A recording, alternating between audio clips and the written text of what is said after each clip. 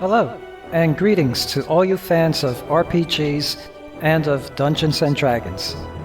This is RPGmodsFan, and in this video, I will be reviewing and discussing the Dungeons & Dragons module C3, The Lost Island of Castanamir. The C3 module was written by Ken Rolston and published by TSR in 1984. The Lost Island of Castanamir is Mr. Rolston's first published work for TSR. Ken Rolston is also known for a number of RPG products. He has contributed quite a bit to the game Paranoia. First published in 1984, Paranoia is a dystopian science fiction tabletop role-playing game.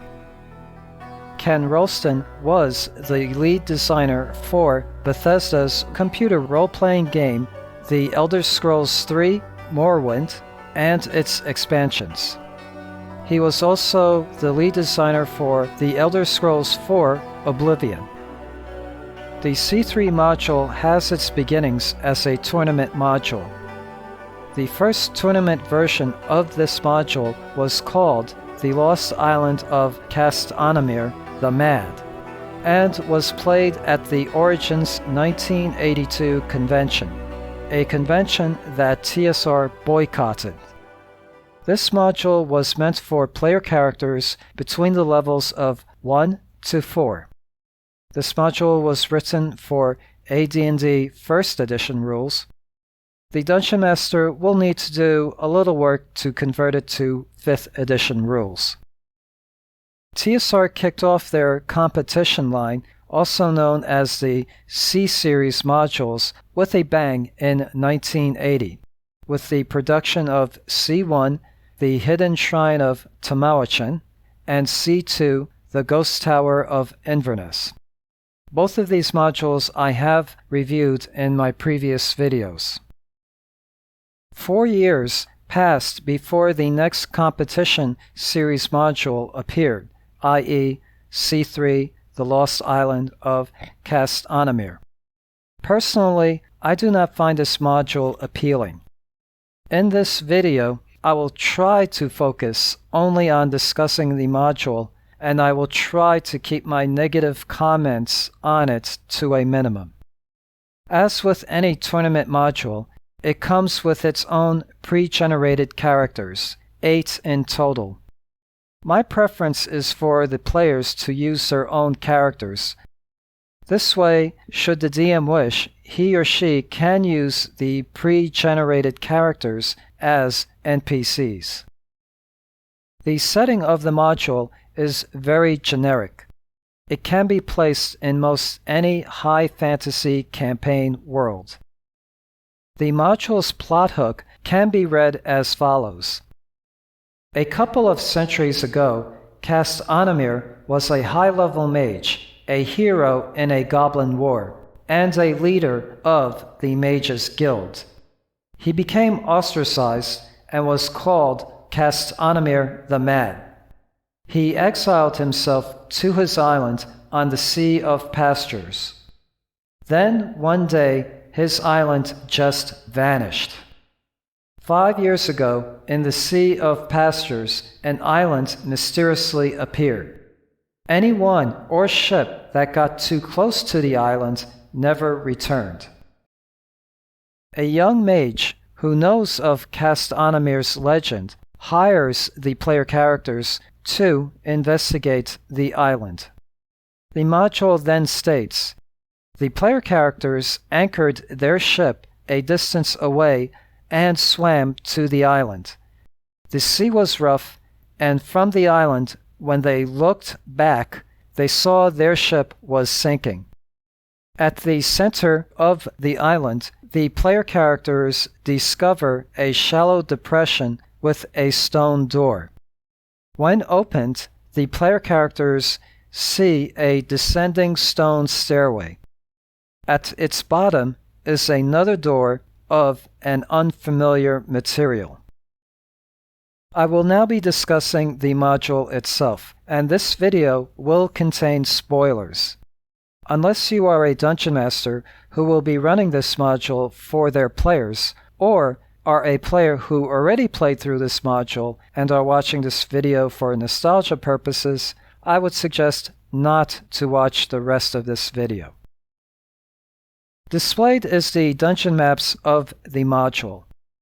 As you will notice, none of the rooms are connected. The best way to describe the C3 module is that it is a teleport maze. Each set of doors are magical portals or teleporters. When player characters go through a set of doors, they teleport to the next room without realizing they were teleported. Backtracking through the same set of doors they just went through will teleport them to a different room. This leads to a confused mapping process. I do not have a problem with this. Teleport mazes have been used before in other modules, but probably not to this extent though. However, I do see many problems in other areas. The biggest is, what if any of the player characters look back? What do they see? What if the lead character shouts something? Do the player characters who have not went through the doors yet hear that shouting character? My simple solution is to make it obvious that the doors are magical portals by having vortexes at their thresholds. My next suggestion is to print out or make photocopies of the maps. Then take some scissors and cut out each of the rooms. This way it will be easy for the Dungeon Masters to show which room the party is going to. As an example, let us say from the starting area, the player characters decide to go through the doors on the right side of the room. They will end up in the north side of the game room. However, their orientation has now changed. Unless the player characters have a compass, will they notice the change?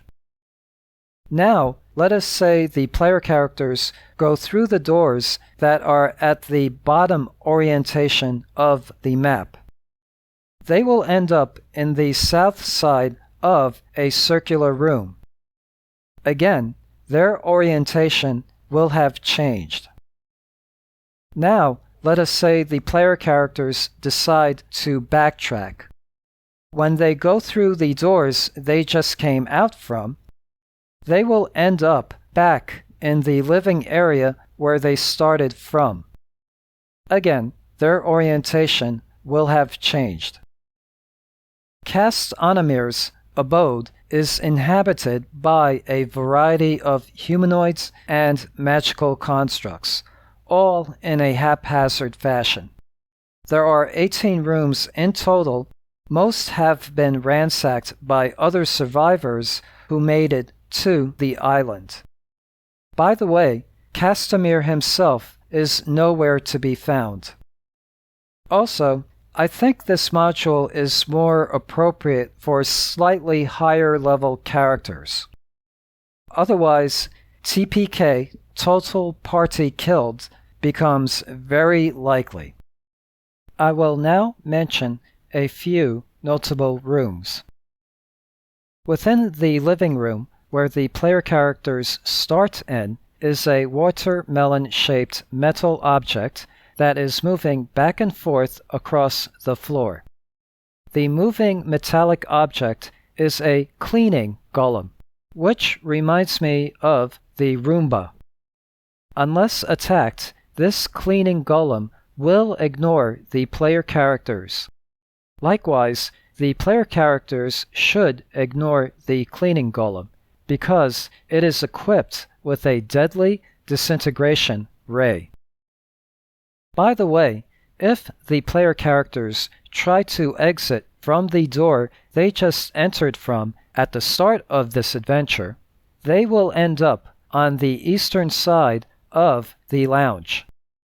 By the way, there are 15 hobgoblins that have barricaded themselves in this room. You can think of the fantasy room as the D&D equivalent to Star Trek's or the Orville's holodeck room. The illusions created depend on which part of the room the player character is located in. As an example, a heterosexual male fighter stepping into the area labeled as love, the love boat, okay, anyway, might see the woman of his dreams has been captured by a dragon and is crying out for his aid. There are 4 new monsters in the C3 module that make their debut in the D&D game.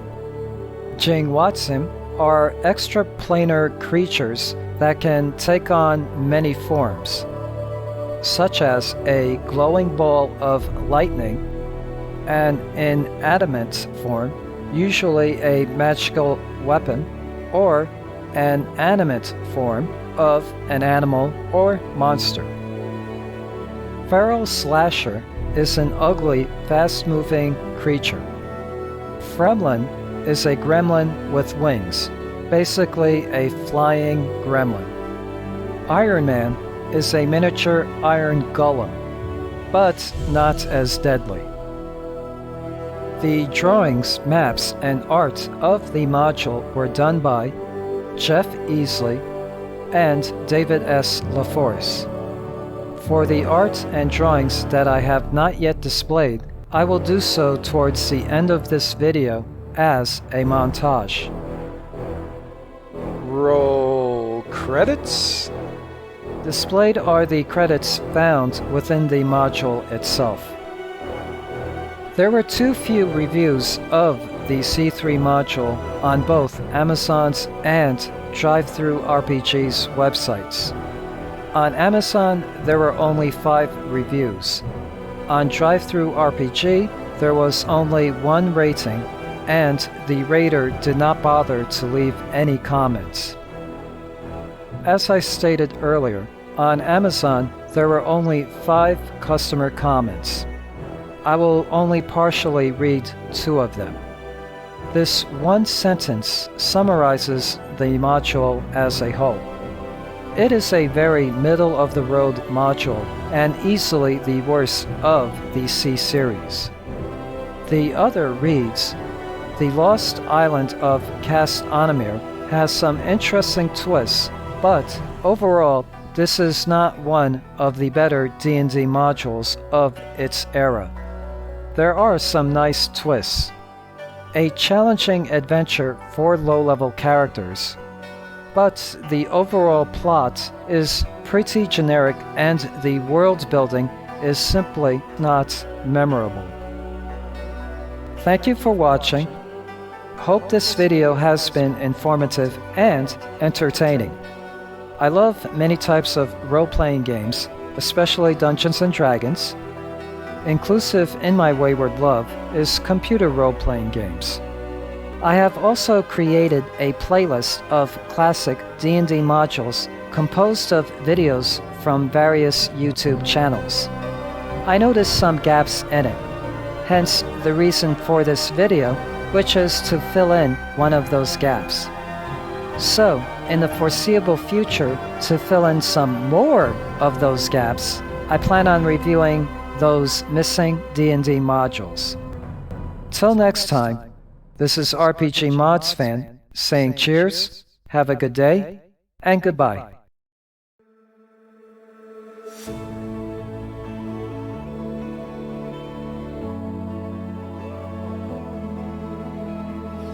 Fate has been decided, it's over now.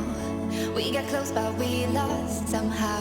So I just drive, don't wanna think or feel, just trying to survive, find through the haze. Remember the days we were young, wild and free, basic getting sprung on. We used to dance the night away, hang out the whole next day, laughing, having fun. I can't slow down.